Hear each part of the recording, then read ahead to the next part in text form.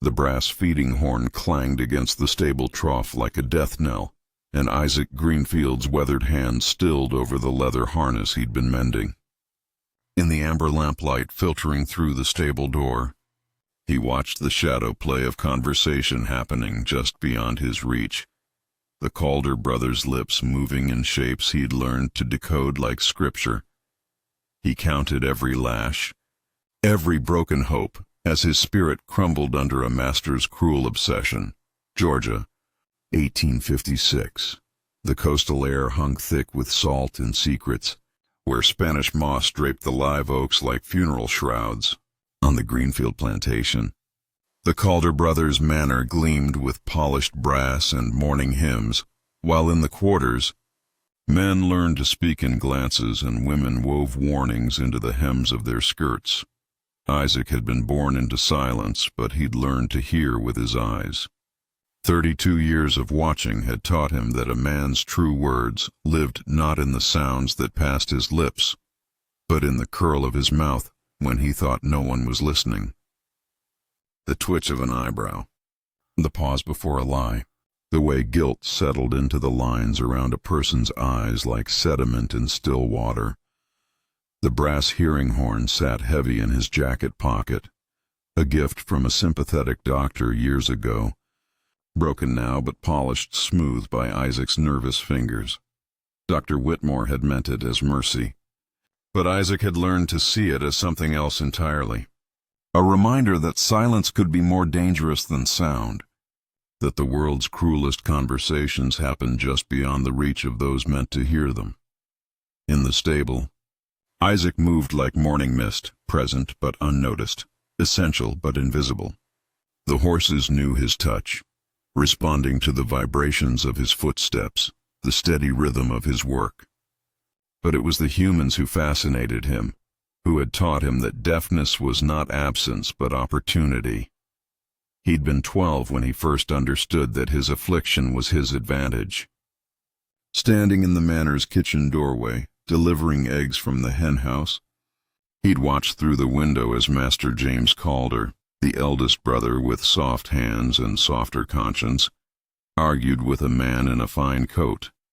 No sounds reached Isaac, but their faces told a story of desperation and greed, of ledger books and ship manifests, of something precious being traded in shadows.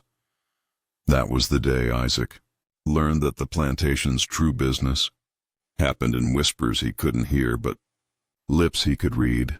The Calder brothers thought him simple. James, the guilt-ridden elder who jumped at shadows. Marcus, the calculating middle brother who kept detailed records of everything. And Thomas, the youngest, whose charm masked a cruelty that ran deeper than coastal roots. They spoke freely in front of him, their mouths forming words they believed would dissolve harmlessly in the air around his deaf ears.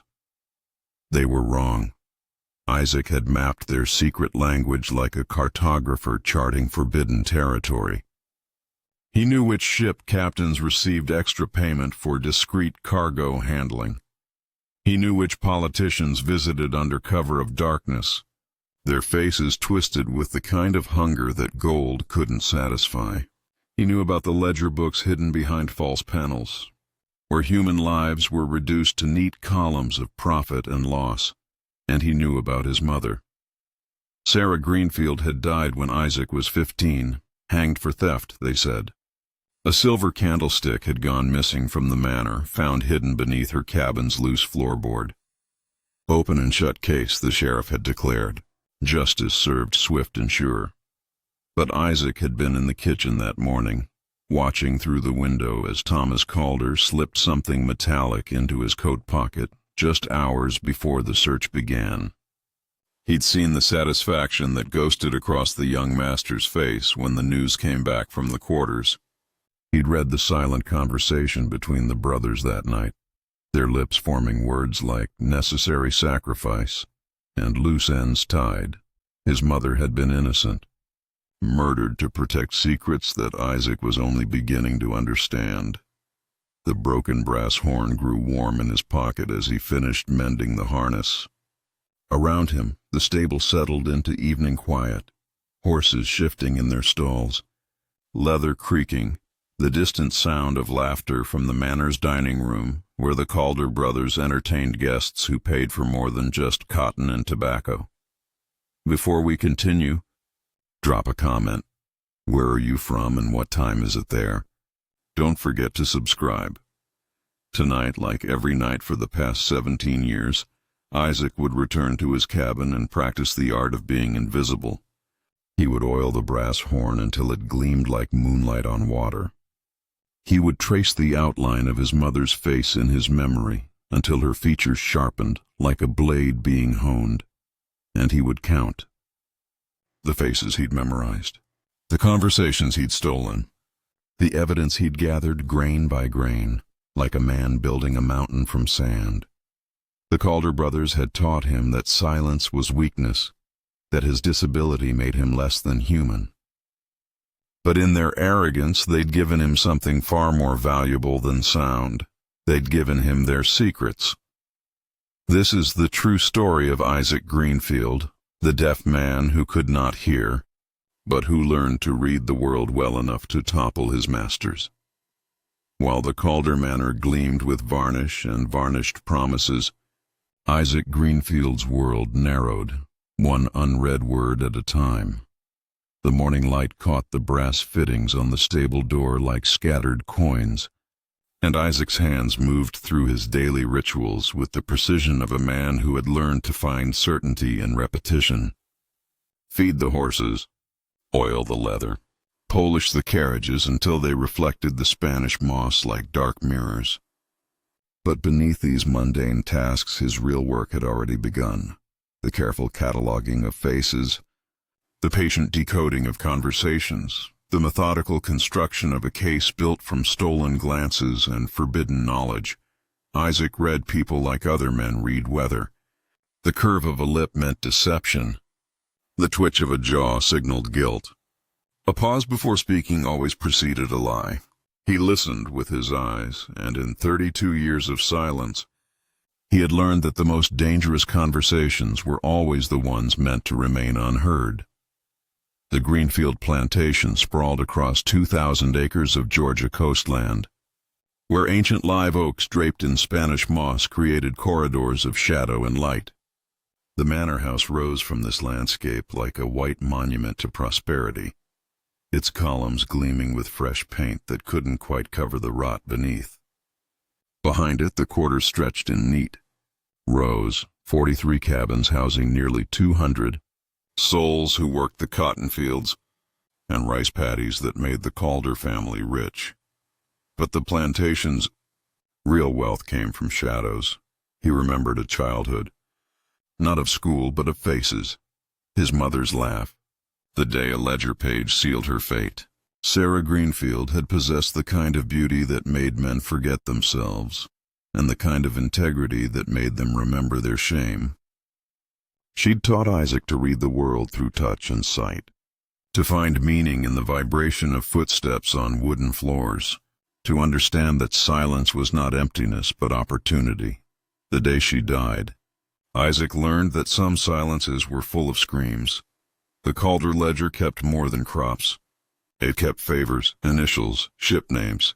Isaac had first glimpsed it through the manor's study window, watching as Marcus Calder, the methodical middle brother, made careful notations beside names that meant nothing to anyone else, but everything to those who lived in the shadows.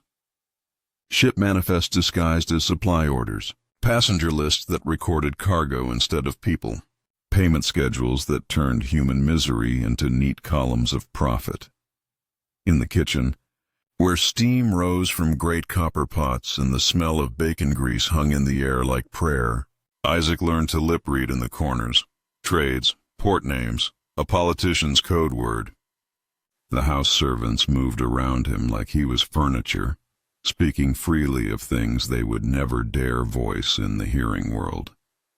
They discussed which ships arrived under cover of darkness, which cargo was unloaded without manifest, which passengers paid extra for passage north but ended up in chains heading south, a doctor's brass horn, broken, given with pity, a locket with his mother's hair. These were Isaac's treasures, kept hidden beneath a loose floorboard in his cabin. The horn had been Dr. Whitmore's attempt at charity, a device meant to amplify the sounds that Isaac's damaged ears could never properly receive. But when it broke, dropped by a careless housemaid onto the kitchen stone floor, it became something else entirely. A talisman, a weapon waiting to be wielded. The Calder brothers ruled their empire from the manor's study, a room lined with leather-bound ledgers and maps of shipping routes that stretched from Savannah to Charleston to ports farther north where questions were never asked. 3 men, James the elder with soft hands who jumped at every shadow, haunted by guilt he couldn't name. Marcus, the wry middle brother who kept meticulous records of every transaction, legal and otherwise. And Thomas, the youngest, who kept a ledger of favors and possessed the kind of charm that could convince a man to sell his soul and thank him for the privilege. They plotted with merchants and men of office, creating a network of corruption that stretched like Spanish moss from the Georgia coast to the marble corridors of Washington. Politicians who needed funding for their campaigns. Ship captains who needed cargo for their holds. Plantation owners who needed workers for their fields.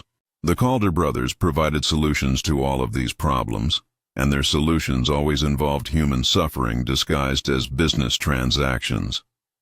Dawn brought carriage wheels on crushed shell drives. Dusk brought hymns in silver gleaming on mahogany tables. But hidden in the spaces between respectability and reality were nights of ciphers and bribes, of manifests altered, and passengers who boarded ships as paying customers, but arrived as property. The enslaved community at Greenfield had developed their own language of survival. Cora, who worked the manor's sewing room, stitched warnings into the hems of the mistress's dresses, a particular knot that meant danger, a loose thread that signaled safety. Jeremiah, who managed the river dock where supplies arrived and departed, hummed signals that carried messages faster than any runner. Old Moses, who tended the kitchen garden, grew herbs whose meanings had nothing to do with cooking and everything to do with communication. The plantation had its own tongue, and Isaac was fluent in every dialect. His mother's framing had been elegant in its simplicity. A silver candlestick, one of a matched pair from the manor's dining room, discovered beneath her cabin's floorboard during a routine inspection that just happened to occur the morning after a ship captain had complained about missing cargo. The sheriff's investigation had been swift and perfunctory. Physical evidence, reliable witnesses, a confession extracted through methods that left no marks but broke something vital inside. A tray missing. A ledger line. The sheriff's boots at the house. The officer said theft. The Calder's ledger said resolved. Isaac had tried once to expose the truth, leaving an inked scrap of paper wedged into a beam in the manor's attic. A crude map showing where he'd seen Thomas Calder bury the real candlestick on the night before the search. But servants' quarters were searched regularly, and hidden messages had a way of finding their way back to the masters.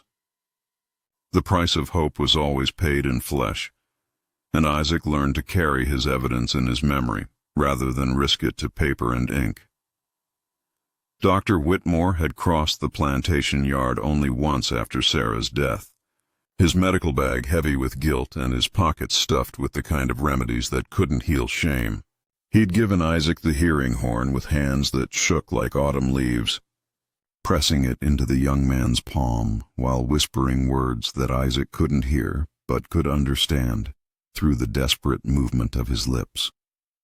"Keep your ears where you can," the doctor had said, though both men knew that Isaac's ears had never been the problem. Night boats arrived when the moon was dark, their hulls sitting low in the water with cargo that wasn't recorded in any legitimate manifest. A warehouse near the tide line served as a temporary holding facility, its windows boarded and its doors guarded by men who asked no questions and gave no answers. Names were repeated in corners like incantations. ship captains and port officials, politicians and plantation owners, all connected by threads of greed that Isaac had learned to trace like a spider mapping its web. The house servants lived in a delicate balance between survival and complicity. Some, like Cora and Jeremiah, found ways to resist that didn't require martyrdom. Others, like the butler Harrison and the cook's assistant Mary, pretended not to see what happened in the shadows, convincing themselves that ignorance was a form of innocence. The Calder's power was woven into wages and church pews, into the small privileges that could be granted or withdrawn at a master's whim. Isaac understood them all. He had learned faces that lied and voices that spoke in code. He had memorized the ledger's shorthand for resolved and decoded the shipping schedules that turned human cargo into commodity profits. The nights had been shrinking his edges for 17 years, carving away everything soft until only the essential remained: purpose, patience, and a hunger for justice that grew stronger with each passing season, like kudzu claiming an abandoned house. That night, as Isaac pressed the brass horn to the hollow of his palm, the boy who once sang to his mother was gone, replaced by a man who had learned to read silence like a map, leading to the place where all debts would finally be settled. The first act of defiance was almost invisible. Isaac nudged a ledger tab an inch to the left. It was nothing. It was everything.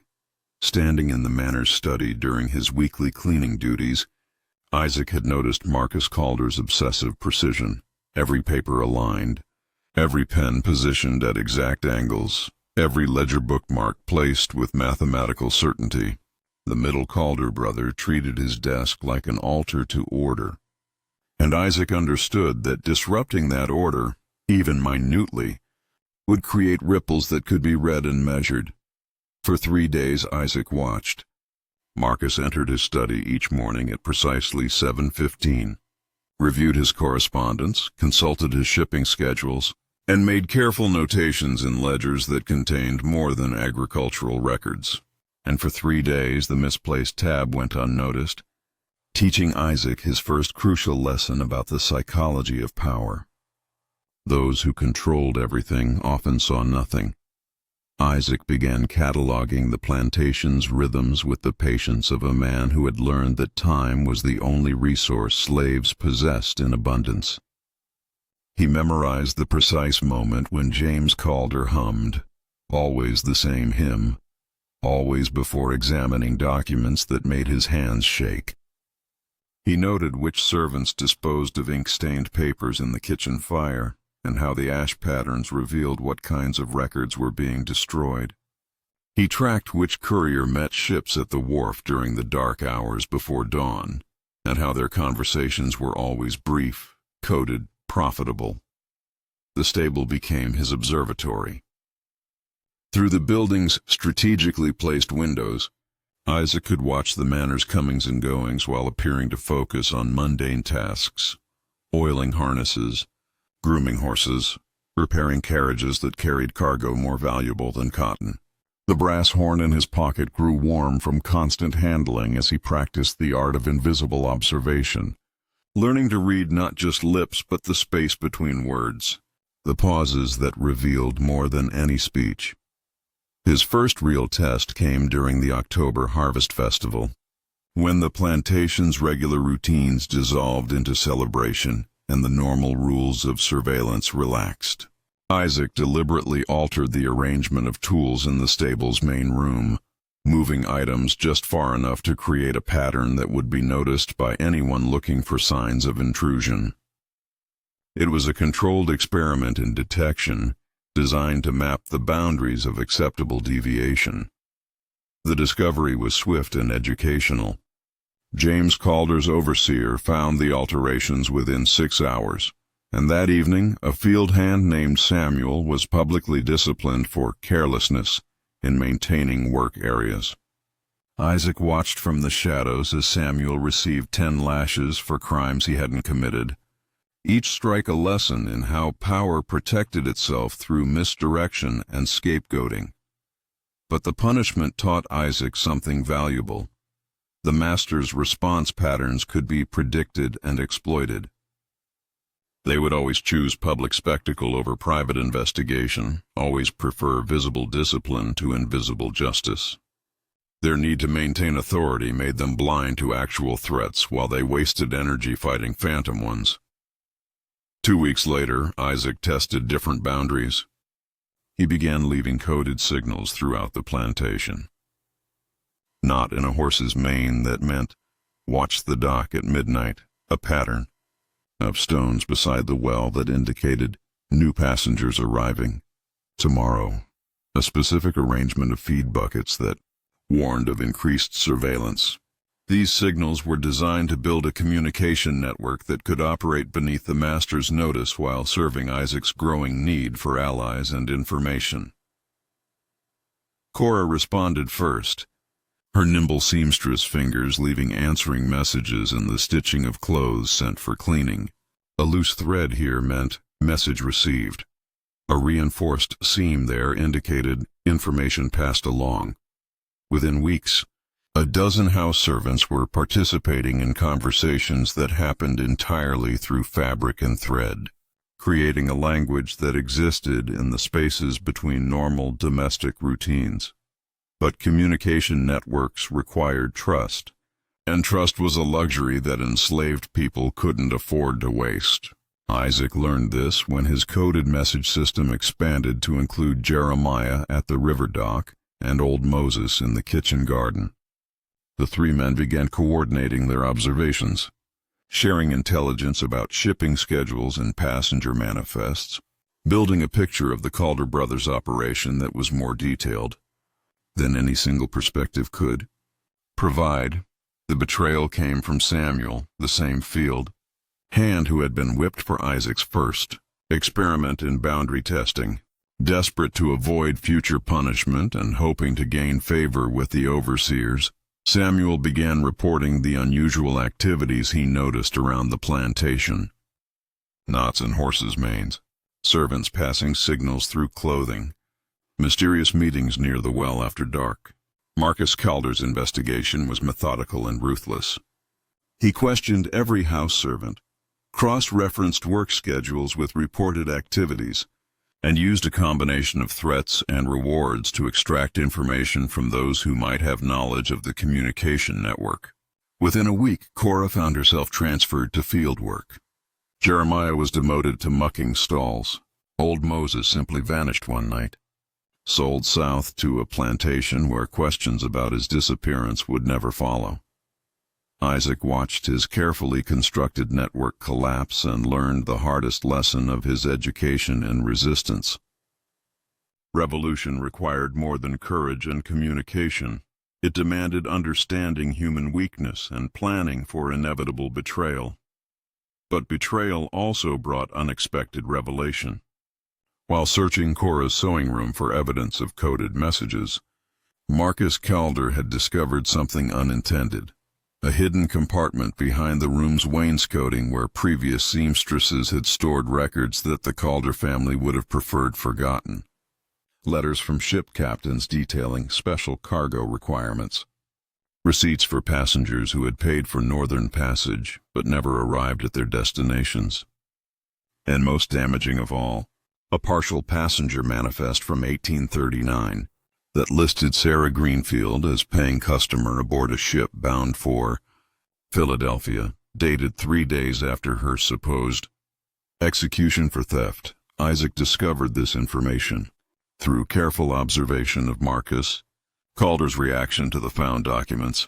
The middle brother's face had gone pale as milk, his hands trembling as he realized that evidence of their crimes had been preserved by the very servants they had thought too ignorant to understand the significance of what they were witnessing.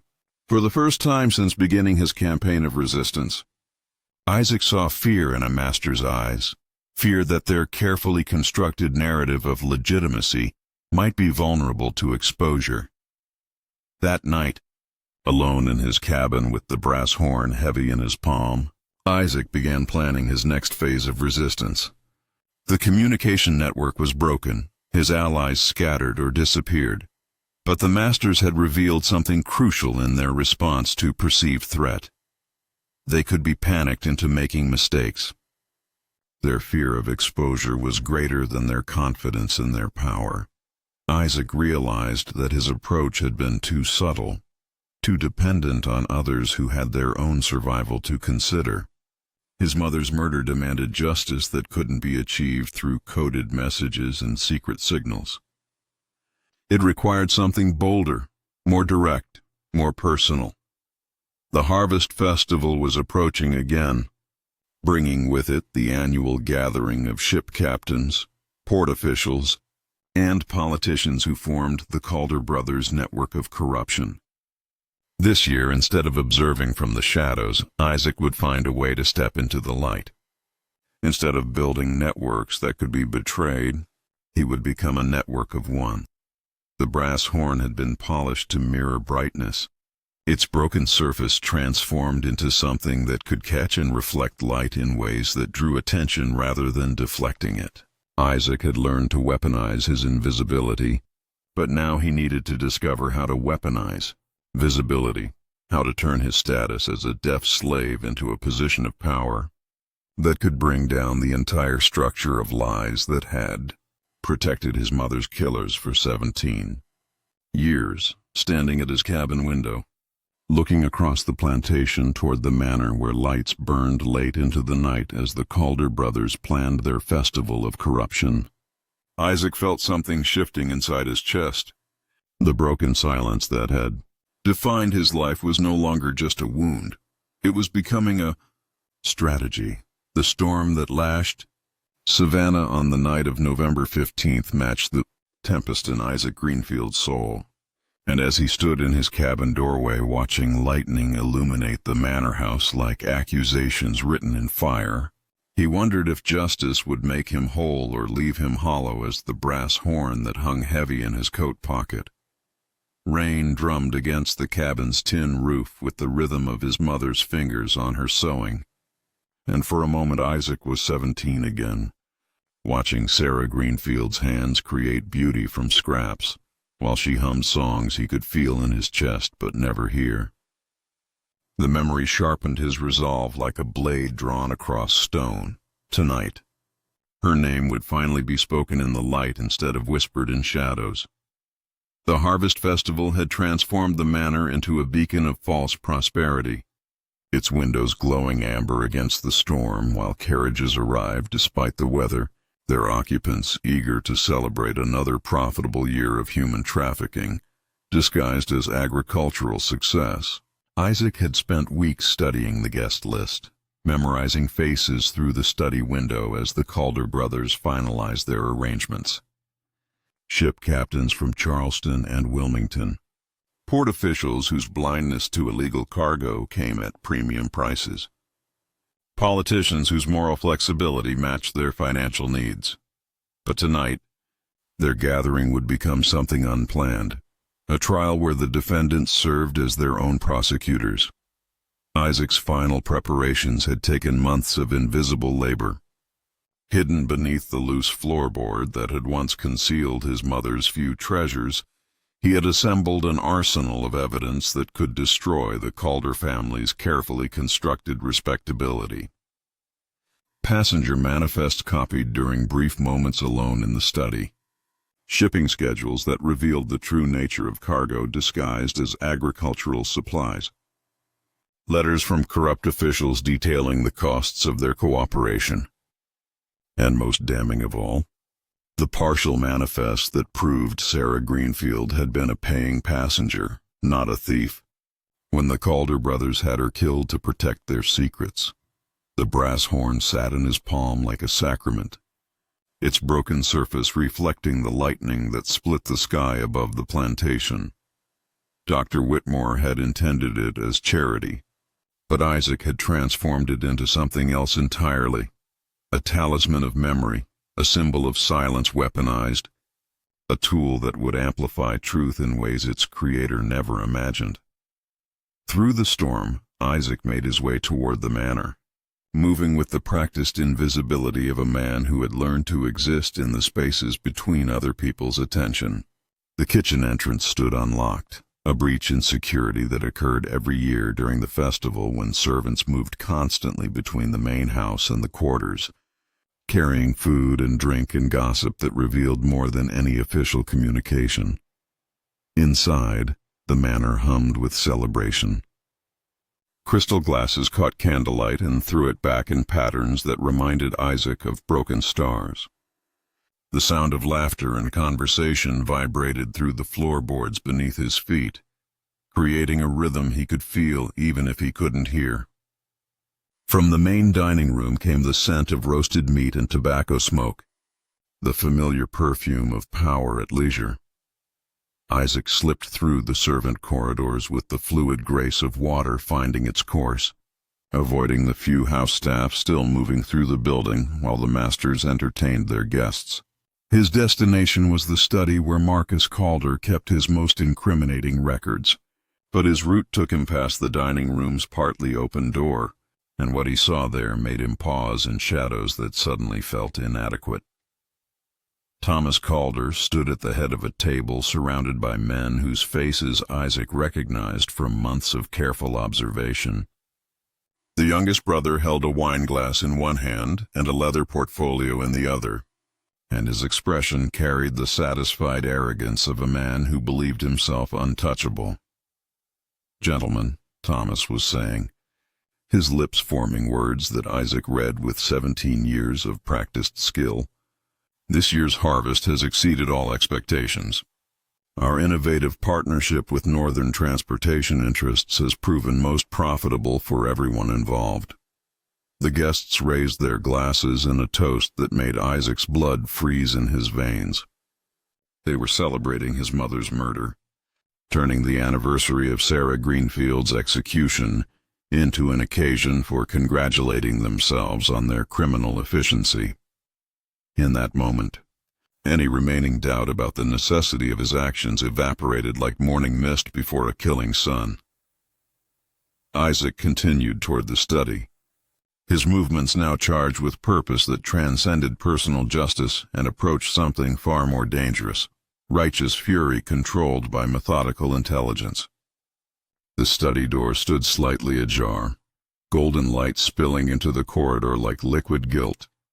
Inside, ledgers lay open on the desk, their pages filled with the careful handwriting that had documented 17 years of systematic corruption.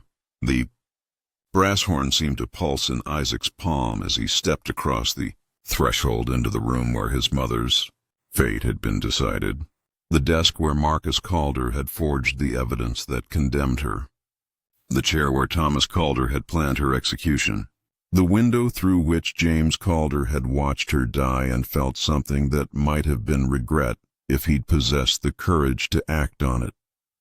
Isaac spread his evidence across the desk with ritualistic precision, manifest pages beside shipping schedules, passenger lists alongside payment records, all arranged to tell the story of how the Calder brothers had built their fortune on human suffering, disguised as legitimate business.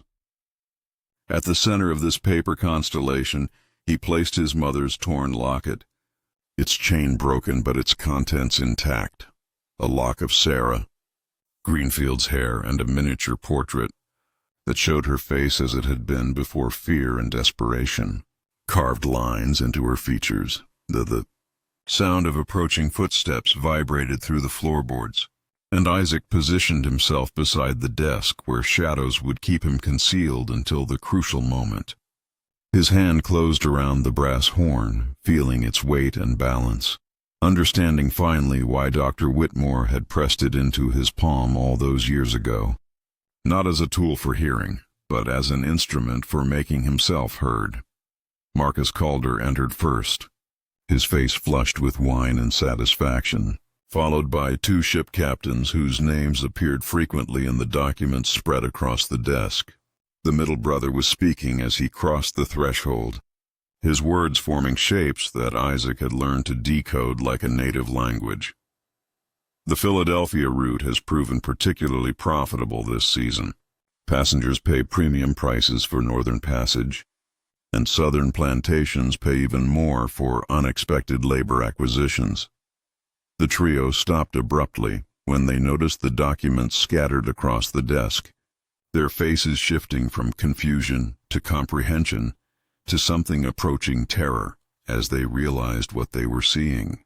Isaac stepped from the shadows, and for the first time in 32 years of enforced invisibility, he allowed himself to be truly seen.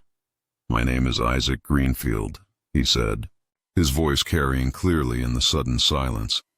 "And my mother was Sarah Greenfield, who you murdered to protect these secrets." Marcus Calder's mouth opened and closed soundlessly as he recognized his own handwriting on the documents, his own signature on manifests that proved 17 years of systematic human trafficking. One of the ship captains reached for his coat pocket, but Isaac's movement was faster, the brass horn appearing in his hand like a magician's revelation. "She was a paying passenger," Isaac continued, his voice steady despite the rage that threatened to consume him. "Not a thief, not a criminal, a woman who had saved enough money to buy passage to Philadelphia, where she hoped to find work that would let her purchase my freedom." The second ship captain started toward the study door, but Isaac's next words stopped him like a physical barrier. "James! Thomas!" Isaac called, his voice carrying through the manor's corridors with the authority of absolute certainty. "Your guests in the study would like to discuss some irregularities in your shipping manifests." The sound of chairs scraping and footsteps hurrying came from the dining room as the festival celebration transformed into something entirely different. Within moments, the study filled with faces Isaac had been watching for months. Politicians whose campaigns had been funded by slave-trading profits, port officials whose blindness to illegal cargo had been purchased with Calder gold, plantation owners whose fields had been worked by passengers who had boarded ships as free people but arrived in chains. Thomas Calder pushed through the crowd, his charm replaced by something ugly and desperate. "This man is disturbed," he announced to the room. "Deaf from birth, probably simple-minded. Whatever fantasy he's constructed." Isaac lifted one of the passenger manifests, his voice cutting through Thomas's lies like the brass horn would cut through flesh. "Sarah Greenfield, passenger manifest from the merchant vessel Prosperity, October 1839. Paid passage from Savannah to Philadelphia. Boarded as scheduled, never arrived at destination." The document passed from hand to hand, and Isaac watched as faces changed when they realized what they were seeing. Not the ravings of a simple-minded slave, but evidence of systematic fraud that implicated everyone in the room. "She saved for 3 years," Isaac continued, his voice gaining strength with each word. "Sewing clothes for townspeople, selling eggs from chickens she raised in secret, doing laundry for ship's crews who paid her in coins she hid beneath our cabin's floorboards." James Calder appeared in the doorway, his face pale as winter moonlight.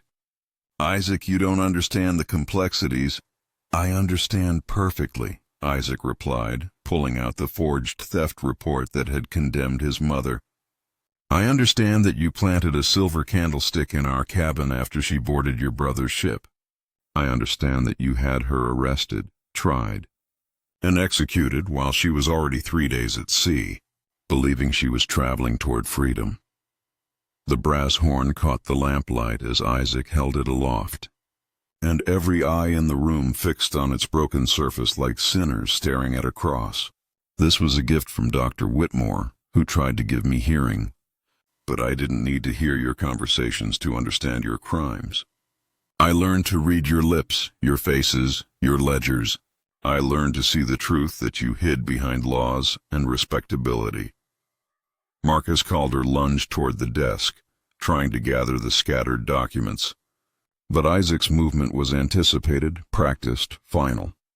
The brass horn descended with 17 years of accumulated rage behind it, connecting with the middle brother's reaching hand with a sound that vibrated through the floorboards and into the bones of everyone present.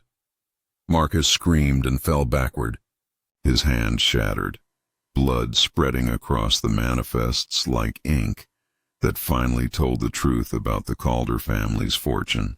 The room erupted in chaos as guests tried to flee, but Isaac's voice cut through their panic like a blade through silk. "Sheriff Morrison!" He called toward a man whose uniform meant nothing, but whose fear meant everything. "I believe you'll find your investigation 17 years ago was somewhat incomplete." The corrupt sheriff stood frozen in the doorway, his face cycling through expressions of confusion, recognition, and terror as he realized that his own participation in Sarah Greenfield's murder was about to be exposed to a room full of witnesses who would say anything to save themselves. Thomas Calder pulled a pistol from his coat, but his hand shook so violently that the weapon seemed more dangerous to himself than to anyone else. "You're all going to forget what you've seen here," he announced to the room. "This man is property. His words are meaningless. And these documents are genuine," interrupted a voice from the doorway. Dr. Whitmore stepped into the study, his medical bag in one hand and a lantern in the other, his face grave with the weight of 17 years of suppressed guilt. "I was there when Sarah Greenfield boarded that ship, Thomas. I examined her for fitness to travel, and I signed the medical certificate that's recorded in the ship's official log. The old doctor's appearance changed everything. Here was a white man of respected standing, confirming the testimony of a slave whose words alone could be dismissed by a corrupt legal system. The combination of documentary evidence and credible witness created a foundation of truth that even the Calder brothers' network of corruption couldn't shake." Isaac stood beside the blood-stained desk, surrounded by the wreckage of 17 years of systematic cruelty, the brass horn heavy in his hand like justice made tangible. Through the study window, lightning continued to split the storm-dark sky, but inside the room, a different kind of illumination was revealing truths that had been hidden for too long.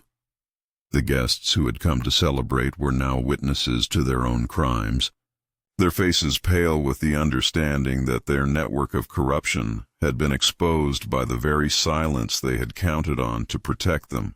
And in the center of it all stood Isaac Greenfield, no longer invisible, no longer voiceless, finally speaking his mother's name aloud in a room full of her killers.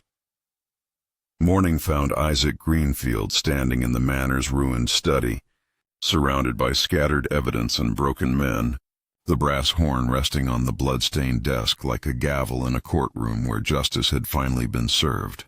The storm had passed, leaving behind the kind of crystalline air that made everything seem sharper, more real, as if the world itself had been washed clean and was ready for truth. The immediate aftermath unfolded with the terrible precision of a long-delayed reckoning. Marcus Calder sat slumped in the corner, his shattered hand wrapped in strips torn from his own shirt, while Thomas paced the room like a caged animal whose trap had finally sprung closed. James stood by the window, staring out at the plantation grounds as if seeing them for the first time, which in a sense he was. The kingdom built on lies looked different when exposed to daylight and truth. Dr. Whitmore had assumed command of the situation, with the quiet authority of a man who had spent 17 years preparing for this moment. While Isaac organized the documentary evidence into neat piles that told the story of systematic corruption, the old doctor tended to Marcus's injuries and secured the scattered manifests that would serve as prosecution evidence in trials yet to come. The plantation's rhythms had shifted overnight like a river changing course. Word spread through the quarters with the speed of wildfire. The masters were broken, their crimes exposed, their network of protection crumbling like a house built on sand. Servants who had moved through the manor like ghosts suddenly found their voices, speaking names that had been whispered in shadows for years, telling stories that had been buried beneath fear and false loyalty. Cora appeared in the study doorway as the sun reached its zenith, her seamstress hands still bearing the calluses from her months of fieldwork punishment. She looked at Isaac with eyes that held recognition of something profound, not just victory, but the cost that victory had demanded. "Your mother would be proud," she said simply, her voice carrying the weight of 17 years of shared silence. Isaac nodded, unable to speak past the emotion that threatened to overwhelm him. The brass horn felt lighter in his hand now, as if it had discharged the weight it had carried since Dr. Whitmore first pressed it into his palm. Justice accomplished, but justice was a cold satisfaction compared to the warmth his mother's arms would never provide again. By afternoon, carriages lined the plantation's drive like a funeral procession in reverse. Sheriff Morrison arrived with legitimate deputies, men whose integrity couldn't be purchased with Calder gold. Behind them came federal marshals from Savannah, their presence transforming what might have been a local scandal into something far more significant. Evidence of a trafficking network that stretched from Georgia to Pennsylvania, implicating dozens of politicians, ship captains, and plantation owners who had grown rich on human misery. The legal proceedings unfolded with the kind of swift efficiency that occurred when evidence was overwhelming and witnesses were desperate to save themselves.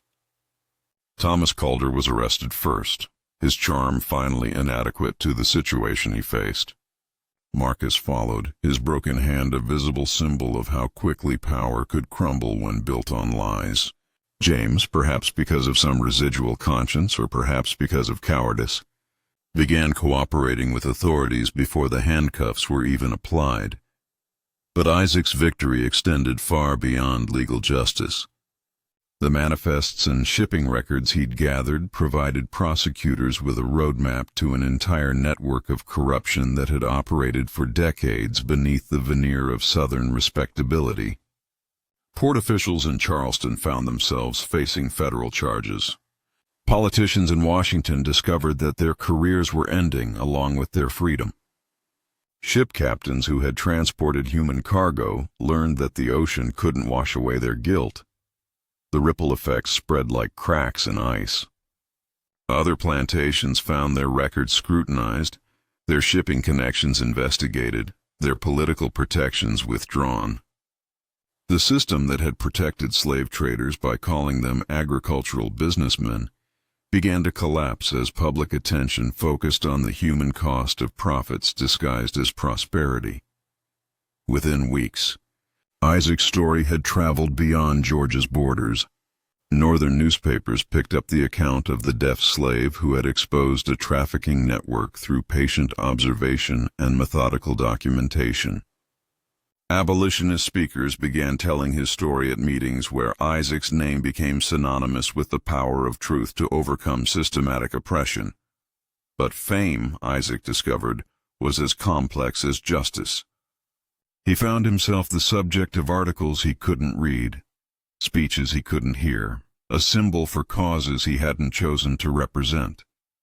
The brass horn that had been his tool of memory became an artifact that others wanted to examine, to display, to transform into something larger than its personal significance. Standing in his cabin one evening, holding his mother's locket while the horn sat on his small table, Isaac faced a choice that would define the rest of his life.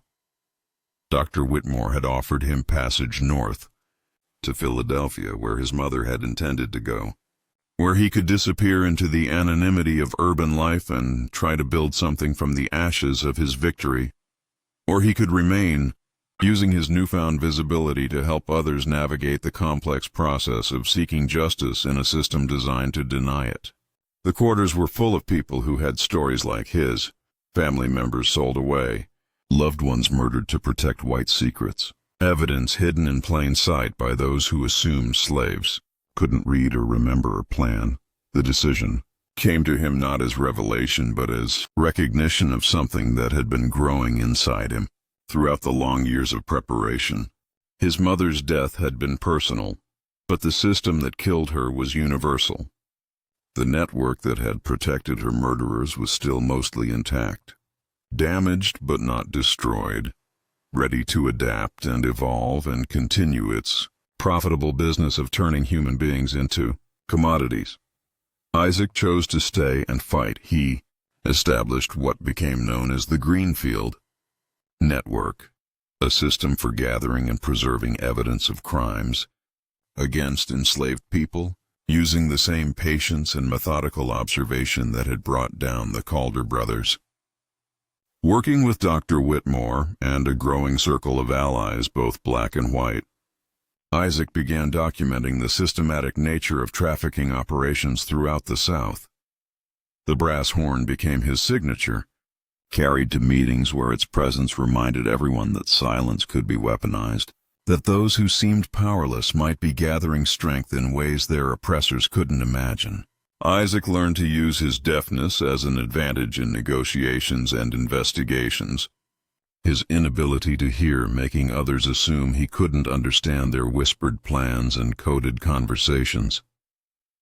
Years later, when federal forces finally occupied Georgia and the legal fiction of slavery was officially ended, Isaac Greenfield's methodical documentation provided prosecutors with the evidence needed to pursue war crimes charges against hundreds of individuals who had believed their crimes would die with their victims.